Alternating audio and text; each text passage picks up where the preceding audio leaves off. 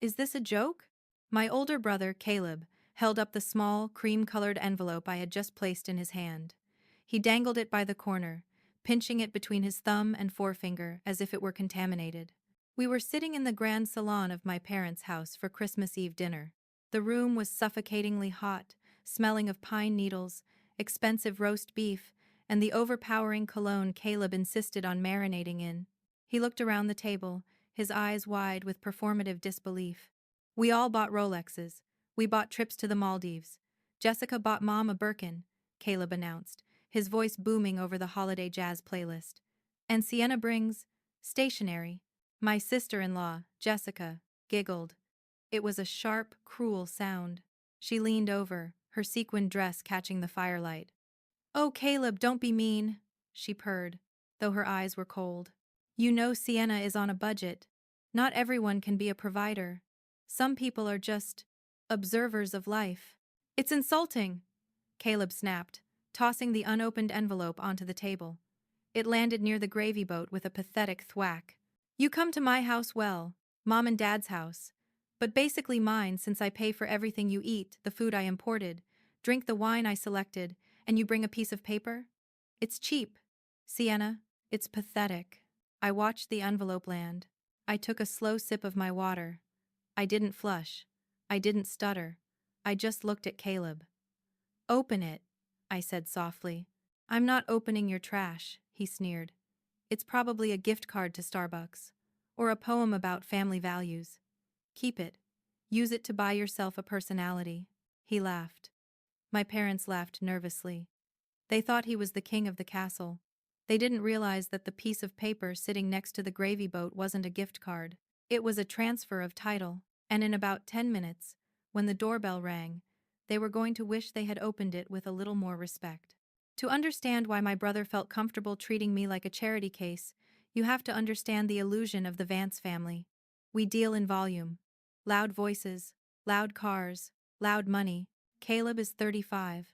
He works in high-end real estate, which mostly means he posts photos of houses he doesn't sell on Instagram and leases cars he can't afford. He is the golden boy, the heir apparent. Then there is me, Sienna, 32. To my family, I am the disappointment. I work in logistics. That's what I tell them. She packs boxes. Jessica tells her friends at brunch. She works in a warehouse somewhere. It's sad, really. She had so much potential in high school. They see my clothes, charcoal, wool trousers, black turtlenecks, a simple trench coat, and they see poverty. They don't recognize that the coat is a Burberry bespoke trench. They don't know the trousers are the row. They don't see labels, so they don't see value. They interpret my silence as weakness. They interpret my single status as loneliness. "Still no boyfriend, Sienna?" my mother asks every Thanksgiving. "Maybe if you dressed a little brighter? Men like color. They don't like women who look like undertakers." "I'm focused on my career, Mom," I say. "Career?" Caleb snorts. "Moving boxes isn't a career, see? It's manual labor. But hey, someone has to do the grunt work so people like me can build empires." I never correct them. I never tell them that logistics means I am the founder and CEO of Vance Global, a supply chain AI company that was acquired by Amazon last year for a sum that would make Caleb's brain short-circuit. I never tell them that I kept my position as CEO. I never tell them that my net worth is higher than the GDP of a small island nation. Why? Because 5 years ago I loaned Caleb $10,000 for a sure-thing investment. He lost it in a week. When I asked for it back, he laughed. "Your family, Sienna. Money flows where it's needed. Right now, I need it. You don't. You live in a studio apartment. What do you need money for?" "Cat food." I realized then that my family views me as a resource to be exploited, not a person to be respected. If they knew the truth, I wouldn't be their daughter or sister anymore. I would be their bank. So, I became the ice queen. I hoarded my success. I bought a penthouse in the city under an LLC. I traveled the world on private jets while telling them I was house-sitting for a friend. I watched them dig themselves deeper into debt while pretending to be royalty. Especially Caleb. I knew he was underwater. I knew he had leveraged Mom and Dad's house, the house we were sitting in, to fund his failing real estate brokerage. I knew the bank was initiating foreclosure proceedings on December 26th. He hadn't told our parents. He was planning to let them be evicted in January while he skipped town to find himself in Bali. He thought he was clever. He didn't know his warehouse worker's sister had bought the note from the bank 3 days ago. The dinner was an exercise in gluttony and arrogance. The table was groaning under the weight of the food: oysters, prime rib, truffle mashed potatoes.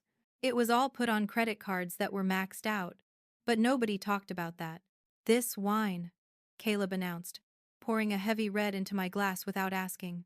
"It's a 2015 cab. 200 a bottle. Drink it slowly, Sienna. You won't taste anything like this in your cafeteria." "Thank you, Caleb," I said, staring at the liquid. I didn't drink it. Jessica was sitting across from me, picking at her food. She was wearing a diamond necklace that I knew was rented. "So, Sienna," she began, her voice high and scratchy, "Caleb tells me you're still living in that apartment downtown? The one near the docks." "It's convenient for work," I said. "It must be scary." She shuddered dramatically. "A single woman, living alone in that neighborhood. Aren't you worried about, well, you know, your biological clock?" My mother chimed in from the end of the table. "We worry about you, Sienna. You're 32. No husband. No children. What is your legacy going to be?" "Packing slips." "I'm building things, Mom," I said quietly. "Building what?" Caleb laughed, spraying crumbs onto the tablecloth. "Cardboard forts? Listen, see, I'm doing you a favor. I have a friend, heavy lifter at the gym. Divorced, 2 kids. I told him about you. He's willing to settle. I can set up a date." "Willing to settle," I repeated. The words hung in the air. "Don't give me that look," Caleb snapped. "You should be grateful. Men of value want women of value. Look at Jessica. She supports me. She looks the part. You look like you're going to a funeral." "Maybe I am," I whispered. "What?" "Nothing." Then came the gifts. The main event. Caleb made a show of handing out boxes. For Dad, a set of golf clubs. For Mom, a designer scarf. For Jessica, a Louis Vuitton bag. For me, a kitchen mixer. "It's a blend tech," Caleb said proudly. "Since you're home alone so much, I figured you could make smoothies. Lose a few pounds. Get back out there." Jessica giggled.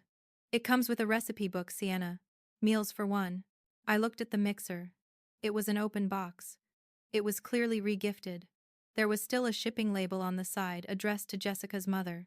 "Thank you," I said. "And now," Caleb rubbed his hands together, "let's see what the logistics queen brought us." I reached under my chair. I pulled out 3 envelopes. One for Mom, one for Dad, one for Caleb. Caleb's face fell.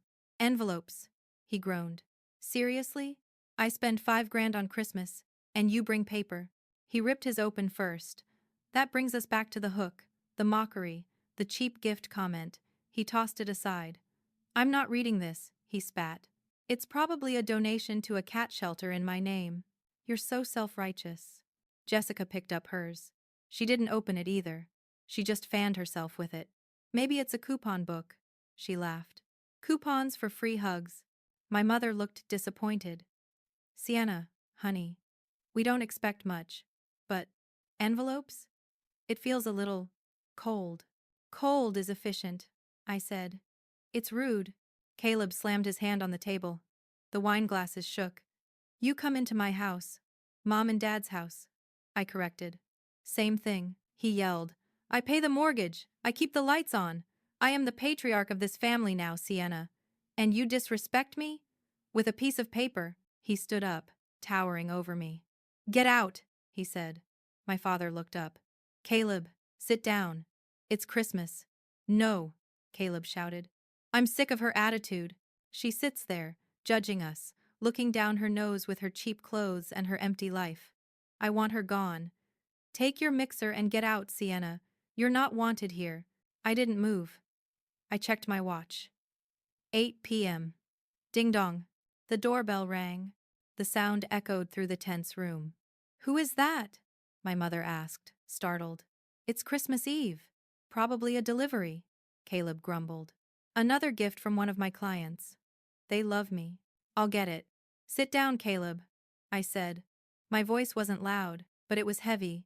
It had the weight of iron. Caleb stopped. He looked at me, confused. Excuse me. I said, sit down. I repeated. I'll get it, it's for me. I walked to the foyer. I opened the massive oak door. Standing there, brushing snow off his cashmere coat, was Mr. Sterling. Mr. Sterling is my personal attorney. He is also the shark I send in when I want the water to turn red. Behind him stood 2 uniformed security guards. Miss Vance, Mr. Sterling said, bowing slightly. Merry Christmas. Apologies for the intrusion. You're right on time, Arthur, I said. I led them into the dining room. When we walked in, Caleb was taking a swig of wine. He choked when he saw the security guards. Who the hell is this? Caleb demanded. Sienna, why are there cops in my house? Mr. Sterling stepped forward. He placed a briefcase on the table, right next to the turkey. I am not a police officer, Mr. Sterling said, his voice smooth and dangerous. I am Arthur Sterling, General Counsel for Vance Global Holdings. Caleb frowned. Vance Global? What is that? Some trucking company. Mr. Sterling ignored him. He looked at me. Miss Vance, he said. The transfer is complete. The deed has been recorded electronically as of 5 p.m. today. The assets have been frozen. Assets, Jessica squeaked. What assets? I walked back to my seat. I didn't sit. I stood at the head of the table, behind my chair. Caleb, I said. Pick up the envelope. Why? He sneered, though his voice wavered. Is this your lawyer? Did you sue me for the 10 grand I borrowed? Pick it up. Caleb's hand trembled as he reached for the cream-colored envelope he had tossed by the gravy boat. He ripped it open. He pulled out a single, thick document. He read the header. His face went slack. The color drained out of his cheeks so fast it looked like the blood had simply evaporated. Notice of default, he whispered. Assignment of mortgage. Keep reading, I said. Lender, he read. Vance Global Holdings. CEO, Sienna Vance. He looked up. His eyes were wide, glassy circles of terror. You bought the mortgage. I bought the debt, Caleb, I said calmly. The bank was going to foreclose on Tuesday. You haven't made a payment in 6 months. You were going to let Mom and Dad get evicted. My mother let out a strangled cry. Caleb, is this true? Caleb ignored her. He was staring at me like I was a monster. But you work in a warehouse, he stammered. You pack boxes, Mr. Sterling laughed. It was a dry, humorless sound. Miss Vance owns the warehouses, son. She owns the fleet. She owns the logistics software that powers 30% of the North American supply chain. Her net worth is conservatively estimated at $400 million. The sound of silverware hitting the floor. Jessica had dropped her fork. Her mouth hung open, a piece of potato visible on her tongue. 400, she wheezed. Million, I finished. I pointed to the other 2 envelopes on the floor. Mom, Dad, open yours. They reached down with shaking hands. They opened them. Inside were keys. The deed to this house is now in your name, Mom, I said. Mortgage-free. I paid it off. Caleb doesn't own it. He never did. He was just gambling with your equity. My father looked at the key, tears streaming down his face. Sienna, he choked. You saved us. I did, I said. Then I turned back to Caleb. He was sweating, profusely. The expensive cologne was mixing with the smell of fear. Sienna, look, Caleb started, putting on a sick, lopsided smile. This is amazing. You're rich. We're rich. Why didn't you say anything? We could have partnered up. I have so many ideas for real estate. Stop, I said. We're family, he pleaded, standing up and reaching for me. One of the security guards stepped forward, blocking him. Caleb flinched back. We're family, he repeated, weaker this time. The teasing. It was just jokes. Brotherly love. You know that. You called me a disappointment, I said. You called me cheap. You told me I look like an undertaker. I looked him up and down. Well, Caleb, I am an undertaker today. I'm here to bury your ego. I gestured to Mr. Sterling. He pulled another document from his briefcase. This, I said, sliding it across the table to Caleb, is an eviction notice. Eviction, Caleb shrieked. But you just gave the house to Mom and Dad. I did, I said. And as the new owners, they need to clear out the pests. I looked at my parents. Mom, Dad, it's your house. But if Caleb and Jessica stay here, I stop paying the property taxes, I stop paying the utilities. If they stay, you're on your own. My mother looked at her golden boy, then she looked at the key in her hand. The security, the safety. She looked at the way Caleb was looking at me with greed, not love. Caleb, my mother said, her voice shaking but firm. You need to leave. Mom, Caleb screamed. You're choosing her? The warehouse girl. She's not a warehouse girl. My father stood up. She's the only one who actually takes care of this family. Get out, son. But it's Christmas, Jessica wailed. We have presents. My Birkin. The Birkin is fake, Jessica, I said. I can spot a Canal Street knockoff from 50 feet away, just like I can spot a fake sister. Jessica clutched her bag, her face turning crimson. You have 10 minutes, I said. Mr. Sterling's team will escort you out. Take your Rolexes, take your leased car, but leave the keys to the house. Where will we go? Caleb begged. We gave up our apartment. We don't have anywhere. I hear there's a shelter downtown, I said. Or maybe you can find a willing settler to take you in. Caleb lunged at me. You bitch, you planned this. The security guards didn't hesitate. They grabbed him by the arms. Get your hands off me! Caleb screamed as they dragged him toward the door. Jessica ran after him, grabbing her fake bag and her coat, sobbing hysterically. Sienna, please, can we at least have a loan? Just to get a hotel, she cried from the doorway. I picked up the kitchen mixer box. Here, I said. Take the mixer. Maybe you can make smoothies in the car. I tossed the box toward the door. The door slammed shut. The silence that followed was beautiful. My parents and I finished the dinner.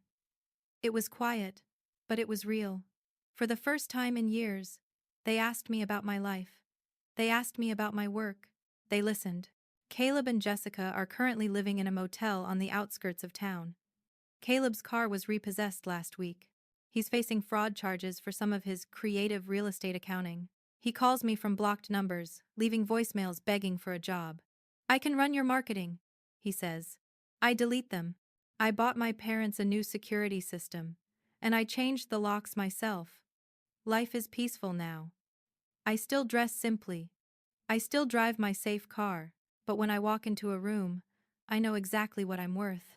And I know that the most expensive gift you can give yourself isn't a diamond or a car. It's the ability to say no. If you enjoyed this story of holiday justice, hit that like button and subscribe. And remember, be careful who you mock for bringing a cheap gift. It might just be the receipt for your entire life. See you in the next one.